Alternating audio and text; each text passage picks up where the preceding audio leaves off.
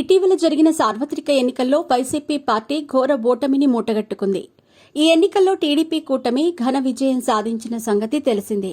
175 assembly స్థానాలకు గాను ఏకంగా 164 ఎమ్మెల్యే సీట్లను కైవసం చేసుకుని చరిత్ర సృష్టించింది. ఈ ఎన్నికల్లో జనసేన అధినేత పవన్ కళ్యాణ్ అసలైన గేమ్ చేంజర్గా నిలిచారు. పొత్తులో భాగంగా జనసేన పోటీ చేసిన 21 స్థానాల్లోనూ అభ్యర్థులు విజయం సాధించారు. 2019 ఎన్నికల్లో గత ఎన్నికల్లో 151 సీట్లలో ఘన విజయం సాధించి అధికారంలోకి వచ్చిన వైసీపీ తీవ్ర ప్రజాగ్రహానికి లోనై కేవలం 11 సీట్లలో మాత్రమే విజయం సాధించగలిగింది.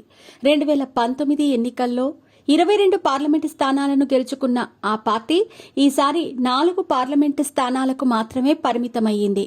ప్రభుత్వ వ్యతిరేకత, ప్రజా ఆగ్రహంతో వైసీపీ కంచుకోటలు కూడా బద్దలయ్యాయి. ఊహించని రీతిలో వైసీపీ ఓటమి పాలు కావటం ఇప్పుడు ఆ పార్టీ నేతలకు పెద్ద సంకటంగా మారింది.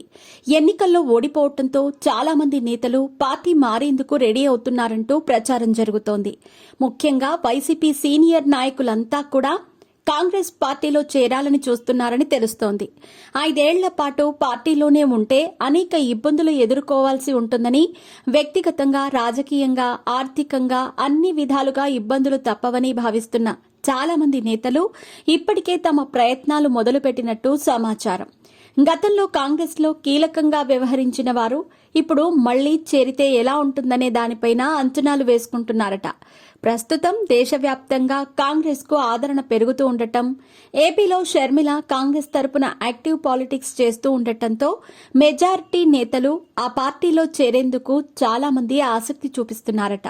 గతంలో కాంగ్రెస్ నుంచి వచ్చిన సీనియర్ నాయకులు ప్రస్తుతం వైసీపీలో కొనసాగుతూ ఉండటంతో మళ్లీ వారంతా తమకున్న పరిచయాలతో కాంగ్రెస్ అగ్రనాయకులతో సంప్రదింపులు చేస్తూ పార్టీలో చేరేందుకు ఆసక్తి చూపిస్తున్నారట. ఇప్పటికే వైసీపీలోని సీనియర్ నాయకులను కాంగ్రెస్ వైపు తీసుకొచ్చే విధంగా కేవీపీ రామచంద్రరావు తెరవెనుక తతంగం నడిపిస్తున్నట్టు సమాచారం. ఇదే గనుక జరిగితే ఇప్పటికే అనేక కష్టాల్లో ఉన్న వైసీపీ మరిన్ని రాజకీయ ఇబ్బందులు ఎదుర్కోవాల్సి ఉంటుంది.